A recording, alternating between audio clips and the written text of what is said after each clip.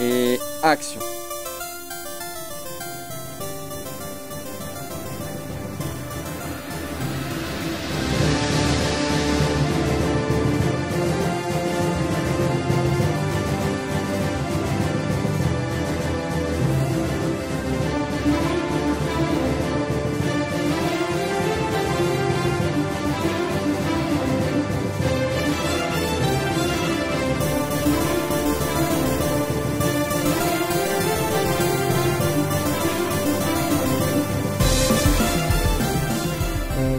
Bilan de la saison 9, évidemment très content tous les deux de rejouer dans Noob. Ouais, après avoir joué Saralzar et La Source de la Vie, on a pu jouer cette fois des PJ, donc du coup c'est vrai que ça change un peu quoi.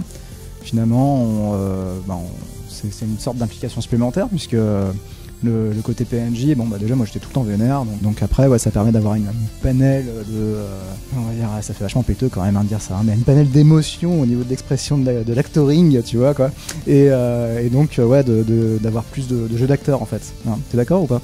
Ouais, en fait on a fait des choses qui sont tout aussi caricaturales, mais plus proches de gens normaux en fait finalement. Vu que, de gens normaux, les gens normaux qui se la pètent sur les MMO, mais en fait, comme on en croise personnellement tout le temps, et je pense que tout le monde en a croisé des gens chiants comme ça en jeu, donc du coup c'était plus facile à faire. Et c'est clair, en plus toi tu devais être contente parce que de notre côté ça ressemblait vachement à la Team Rocket, et toi vu que t'es une fan de Pokémon, voilà, c'est parfait quoi. Après effectivement, ouais, moi je me suis dit, ouais, est-ce qu'ils vont me détester comme Geoffrey, tout l'acteur, est-ce qu'il se fait lancer les tomates dessus le pauvre garçon quoi, j'ai pas envie de finir comme lui, tu imagines. Les gens ils vont croire que je suis vraiment un connard en fait dans la vraie vie quoi. Moi je suis gentil, hein. Non t'es gentil? Je suis gentil ou pas? Adorable, oui. Donc ça va. Et bien en fait on attaque la saison 9 avec le personnage de Gaïa qui est devenu chef suprême de la coalition. Et donc on pourrait s'attendre à la voir bien en place et heureuse d'être à ce poste puisqu'elle a tellement travaillé durant les saisons précédentes pour arriver enfin au but ultime. Et en fait, on découvre une Gaïa qui est blasée, dégoûtée de la vie, qui est constamment sollicitée par tous les autres joueurs et qui en a en fait ras-le-bol quoi. Et ça, je trouvais que c'était plutôt sympa justement de prendre ce contre-pied-là et de s'amuser en fait avec les problématiques liées tout simplement aux responsabilités et au fait du coup de devoir gérer tout ça, toutes ces contraintes en fait qui sont inhérentes au statut de chef de faction. Alors après c'est vrai que la saison 9 elle a duré quasiment 2 ans, on a mis 2 ans en fait pour la tourner, donc il s'est passé quand même beaucoup de temps. Au niveau de l'évolution du personnage, ce qu'on a pu voir durant ces 2 années de tournage, c'est que justement le fait de partir de ce postulat-là, ça a donc en quelque sorte conduit le personnage de Gaïa à créer un reroll, mais cette fois-ci dans l'ordre. Alors c'est plutôt rigolo parce que le personnage de Gaïa, c'est la première fois qu'elle reroll dans l'ordre, alors que jusqu'à présent elle avait 8 milliards de personnages secondaires, de mules, que ce soit dans l'Empire ou dans la Coalition, mais elle n'avait jamais été encore dans l'ordre. Et moi évidemment j'ai beaucoup apprécié ce nouveau costume qui est en fait un costume à la base qui était fait pour le phénix de la Terre, qui avait jamais été utilisé par nous pendant la trilogie. C'est Carmen des AK Créations qui l'avait fabriqué aussi. Sinon, du coup, je suis un peu deg puisque la fin de la série, ça s'est terminé avec la suppression de mon reroll et voilà, donc je suis encore un peu sous l'émotion. Moi je fais les costumes uniques de Noob. Donc du coup c'est les armures légendaires, donc celle de Fantôme, de Mekazel, et puis celle de Sparadra, celle de Saralzar. D'autres armures aussi sont à prévoir aussi, hein, vous verrez qu'il y en aura d'autres qui arriveront dans la série. Et donc voilà quoi, c'est vrai que c'est avec plaisir du coup que je travaille avec Fabien parce qu'en fait il me laisse carte blanche en fait, c'est un peu, il me dit plus ou moins le style qu'il veut et du coup ça me permet un peu de faire un peu ce que je veux en fait au niveau des costumes, ce qui est assez plaisant. En fait le cahier des charges finalement est assez peu rempli au niveau direction artistique. Ça permet justement de laisser libre cours aux artisans qui travaillent avec la série. Ça c'est vrai que c'est quelque chose d'appréciable. J'espère proposer des costumes que les gens trouvent badass. Enfin moi c'est l'objectif en tout cas, faut que ça soit badass. Voilà.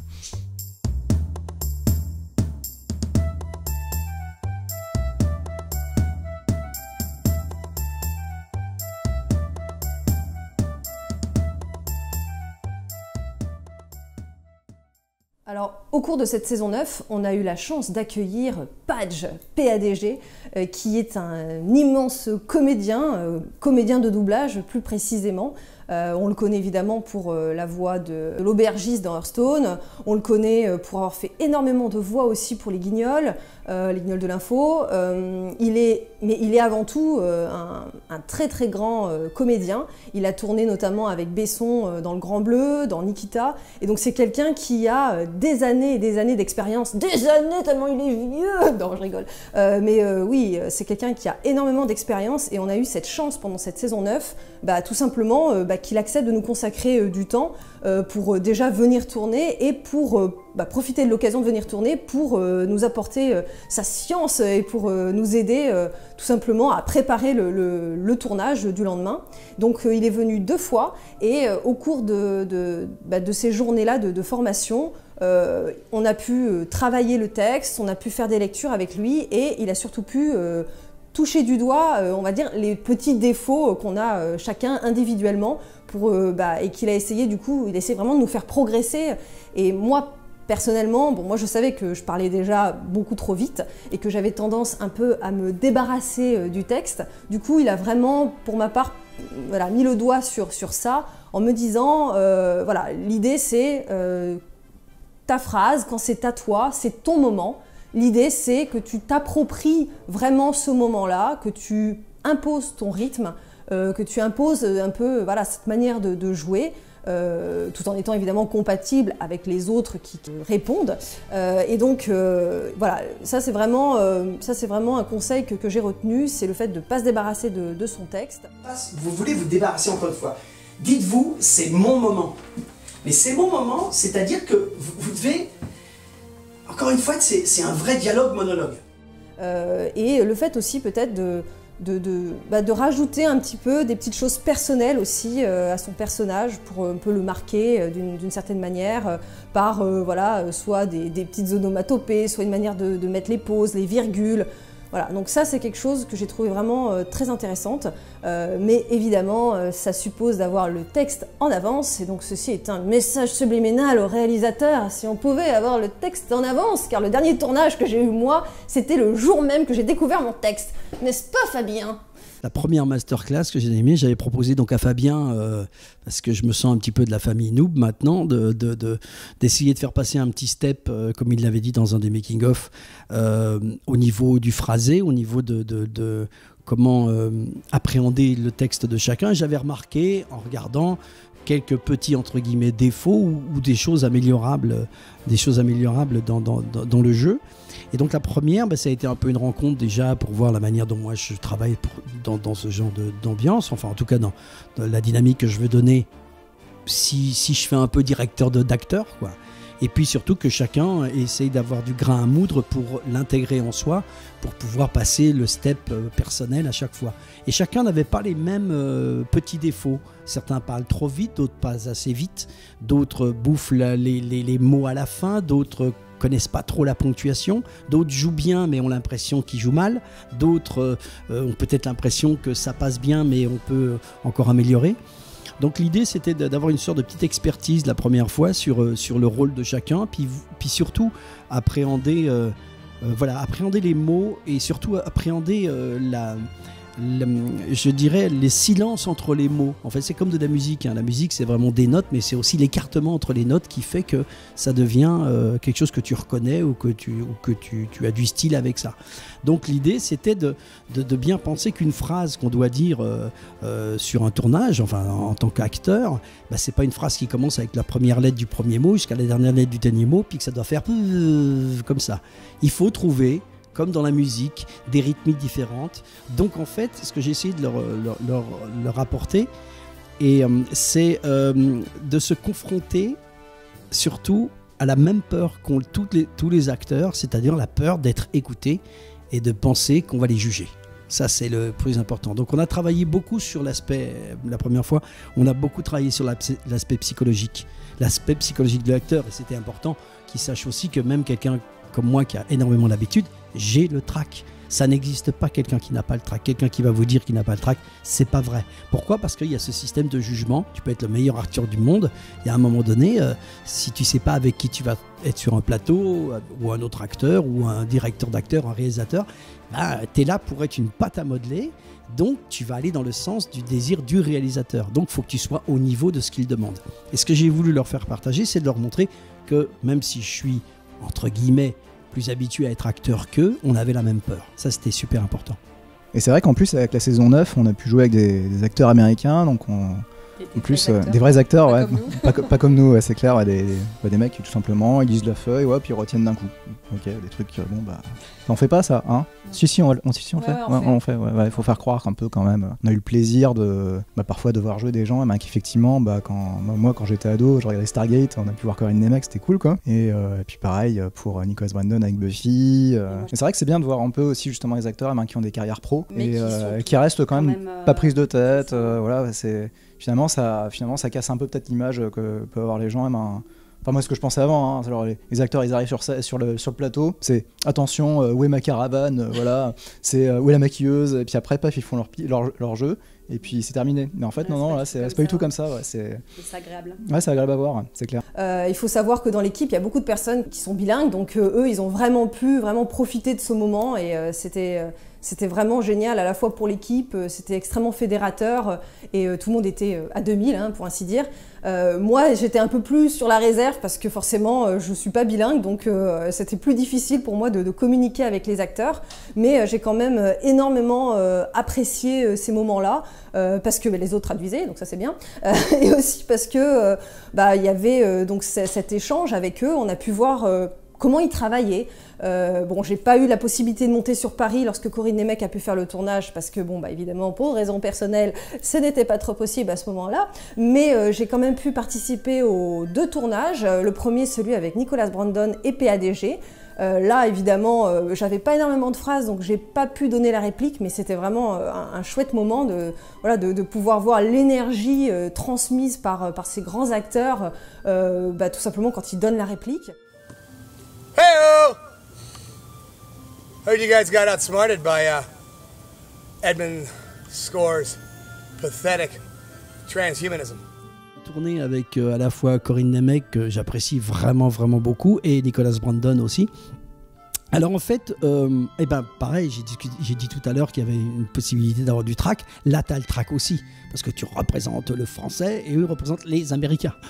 Et donc, d'abord, moi je parle pas énormément, vraiment très bien anglais. Donc déjà, le rapport entre personnes est pas évident et très fluide. Tu te découvres un petit peu, tu te renifles, je dirais, en tant qu'acteur. Mais ce qui était vachement bien, c'était 2 expériences totalement différentes. Fabien, dans un des making-of avant, l'a expliqué parce que lui, il l'a senti comme ça. Et moi, je l'ai vraiment ressenti comme ça. C'est-à-dire que le travail avec Corinne a été tout de suite très proche. Avec nous, on a 2 approches totalement différentes du métier. Lui, il est c'est ce que disait Fabien, il est très sur son texte, très renfermé. Moi, j'aime bien être au milieu d'une sorte de cercle pour savoir que mon travail va être répercuté, va aider celui des autres, en l'occurrence les noobs qui travaillaient avec nous. Donc, lui, c'était... Moi, j'ai plus un côté, pour ceux qui connaissent, on compare souvent dans le cinéma ancien, peut-être que vous ne connaissez pas, enfin l'école Alain Delon et l'école Belmondo, ou l'école Robert De Niro Pacino et l'école Robin Williams, par exemple. Ça veut dire ces 2 écoles, l'une Delon chez les Français, Pacino, De Niro, c'est des gens qui sont très intériorisés, qui nourrissent leur rôle. Il faut qu'ils sachent d'où ils viennent, il faut qu'ils aient l'impression d'être ce personnage-là. Vraiment, ils l'intègrent. Et puis l'école Belmondo ou Robin Williams, c'est l'école d'improvisation. C'est-à-dire tu joues la comédie. C'est-à-dire que tu peux déconner derrière la caméra jusqu'au moment il faut que tu saches ton texte évidemment, mais jusqu'au moment où on te dit action. Moi, c'est plutôt ça. Je suis capable d'improviser tout de suite et d'être dans un rôle, mais pas d'être le personnage. Je vais jouer le personnage. C'est un tout petit peu différent. Donc là, on s'est retrouvé avec Corinne, avec 2 écoles différentes. Et c'était très agréable avec Corinne parce qu'il est hyper intense. Et ce que voulaient Fabien et Mathieu, quand ils m'avaient demandé de venir la première fois, c'était qu'il y ait un duel d'intensité, que ce soit au niveau des regards, des paroles. Les Américains ont une voix grave. Naturellement, parce que les fréquences qu'ils utilisent, c'est plus facile quand tu dis « What's you gonna do ?» tu vas pas faire ça en français, tu vas pas oui, comment tu vas? Ça marche pas, parce qu'on n'a pas les mêmes façons de parler. D'ailleurs, tu verras jamais un chinois pratiquement avec une voix grave. C'est d'autres fréquences. Pourquoi je parle de ça? Parce que c'est aussi pour être dans cette intensité. Donc moi, je jouais avec mon côté un peu fou, puis en même temps un peu sadique et un peu méchant, évidemment. Donc je pouvais prendre des fréquences hautes et des fréquences basses. Et ce qui fait que Corinne s'est trouvée tout de suite à l'aise avec ça. Ça, c'était l'exemple du tournage avec Corinne Nemec la première fois. Et avec Nicolas Brandon, c'était pas du tout la même chose. Parce que lui est plus fou, et plus un petit peu barré. Et puis, lui, il est vraiment dans son univers. Il est presque en live hein, quand même. Donc, il connaissait son texte, etc. Mais c'était comme si c'était une sorte de Ludion qui va un peu partout. Donc, il fait pas très attention non plus aux acteurs qui sont à côté, mais vu la façon de tourner de Fabien, qui est plutôt agréable, parce qu'on n'a pas spécialement souvent à faire contrairement à Corinne Nemec, quand on avait tourné, on avait pas mal de plans l'un et l'autre, vous alterniez un petit peu. Là, avec Nicolas Brandon, c'était vraiment sur lui, puis ensuite sur moi, donc il pouvait y avoir un temps de différence, on ne faisait pas des répliques l'un et l'autre. Donc cette manière de tourner de Fabien est plus simple aussi quand tu as un petit peu quand il faut gérer des personnalités différentes. En l'occurrence, Nicolas Brandon est plus dingue quand même, faut avouer. Et quand tu as quelqu'un d'un petit peu dingue et qui joue très très bien la comédie, c'est plus difficile de rester dans ton propre rôle. Donc il y a eu une grosse différence là-dessus, mais le plaisir, c'est le plaisir de tourner avec des gens qui ont l'habitude d'être sur des gros plateaux. Donc en fait, c'était vraiment un bel échange. Et aussi, ce qui est agréable, c'est que même en tant que Français, tu te dis, ok, tu peux avoir peur parce que tu es avec des Américains.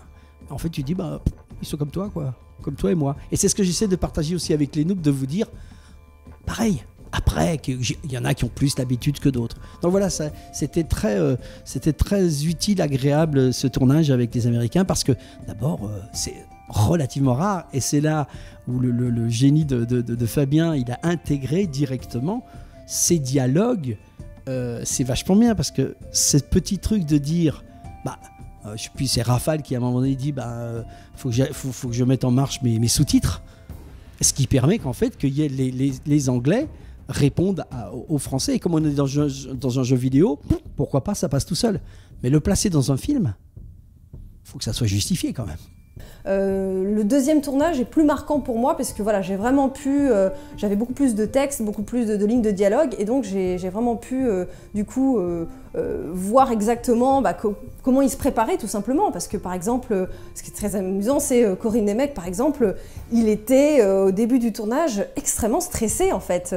Il nous parlait pas énormément, il restait dans la camionnette, il se reposait, mais pour moi, en fait, il travaillait son texte. En fait, je pense sincèrement que il voulait pas se polluer l'esprit, donc il restait un petit peu dans son coin pour bosser son texte. Il y avait aussi, pendant les prises, contrairement à nous, on fait toujours les fous, on est toujours là en train de rigoler, en train de faire du bruit et tout.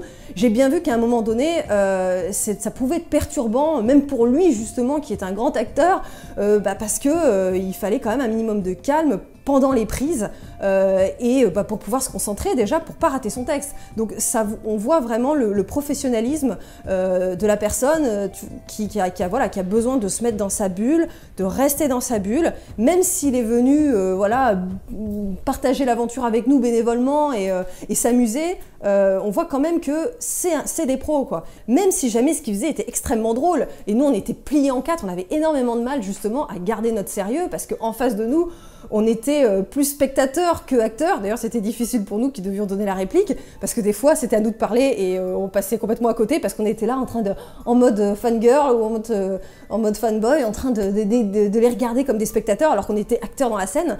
Donc ça, c'était plutôt compliqué.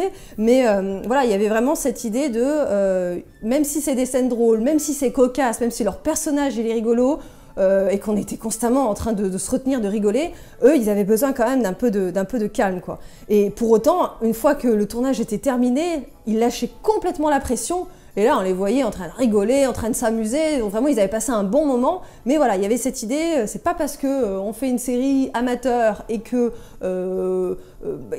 c'est une série qui se veut comique qu'on ne doit pas tout donner et que ça ne nécessite pas un minimum de sérieux. Donc ça, c'est vraiment le truc que j'ai retenu. Et puis j'ai également énormément apprécié le passage où je joue la comédie avec notamment Abraham Benrubi, qui est donc dans Parker Lewis, parce que tout simplement lorsque c'était à moi de donner la réplique et que lui avait fini toutes ces scènes, il devait peut-être aller se changer, il avait la possibilité d'aller se changer, et honnêtement son costume était peut-être pas facile, il faisait super chaud en plus, donc il devait avoir hâte de se remettre en civil. Il est resté en fait, il a voulu absolument rester pour me donner la réplique, pour me donner un peu l'énergie en face, et ça j'ai trouvé ça vraiment, vraiment super quoi.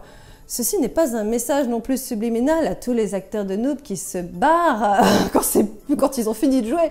Non, non, du tout.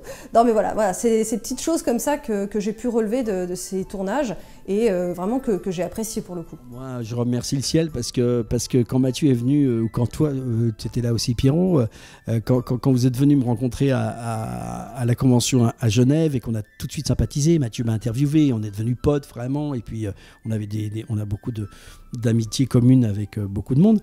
C'est intégrer une famille, moi ça me fait tout à fait plaisir d'être là. C'est vraiment et je savais pas qu'il y avait toute cette communauté. Moi j'ai dit on fait ça, etc. Puis après on se retrouve ensemble dans des conventions et je vois les fans adorent tout ce qu'on fait. Et donc ça c'est hyper, bien sûr que c'est valorisant, ça c'est vachement bien, mais en même temps j'aime bien toute la bienveillance qu'il y a autour de ça. Il y a quand même un truc, j'ai un petit peu l'habitude, j'ai fait quand même pas mal de choses, mais ce qui caractérise votre travail, tout le monde, toi Pierrot, Mathieu, Fabien et tout le monde, c'est la bienveillance. Je trouvais qu'il y a un bon état d'esprit et ça se sent à mort. Et ça, on le retrouve à la fois sur la série, on le retrouve sur plein de choses. Donc ça fait, moi je trouve que c'est une super expérience, déjà une expérience humaine. Mais là, absolument par hasard, parce que ça c'était important, que pour le premier tournage, Mathieu me dise, on est avec Corinne Nemec, l'américain, il faut quelqu'un qui puisse lui donner la réplique, et c'est pour ça que Fabien a écrit le rôle du méchant. Et ce qui est incroyable, c'est que ce Edmond Score fait partie de moi maintenant. Et je vois bien quand on est, il fait partie de moi, oui. Quand on est en convention, évidemment les fans en parlent, ils parlent d'autres choses que je fais, mais ils en parlent souvent, les gens aiment bien. Et puis c'est assez marrant aussi. Que Fabien m'ait permis de jouer un rôle de méchant, parce que c'est toujours bien, c'est toujours marrant de jouer des rôles de méchants, et d'ailleurs je dis souvent, c'est souvent les plus gentils qui jouent des rôles de méchants, et c'est vachement bien parce que tu dois donner une dimension à ce personnage, et c'est vrai que jouer un méchant c'est presque pas plus facile, mais c'est plus jubilatoire. Parce que tu peux te permettre, tu vois, regarde le nombre de films qui ont été faits avec le Joker par exemple, parce que c'est sûr que les mecs jouer le Joker, même si moi je suis pas un fan des serial killers, des trucs comme ça, je déteste ça d'ailleurs, mais tu joues le Joker, donc tu vas approcher la folie, tu vas approcher une dynamique totalement différente, tu vas jouer, en fait, je reviens à ce que je disais tout à l'heure, tu vas jouer, tu vas avoir un sujet et tu vas le jouer, voilà.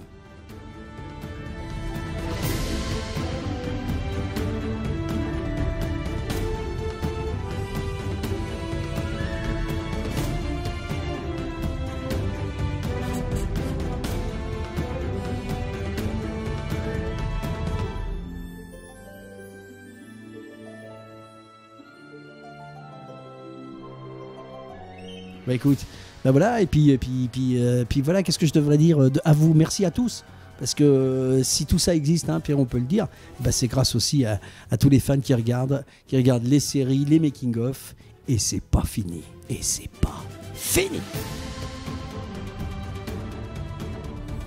Bonjour, camarade. It's been a long time.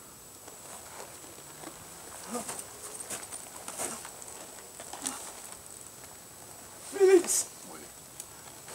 Is it really you? C'est moi, mon ami. My dear friend! It's been so long! So long! What are you doing here on Horizon 4.1? Hey!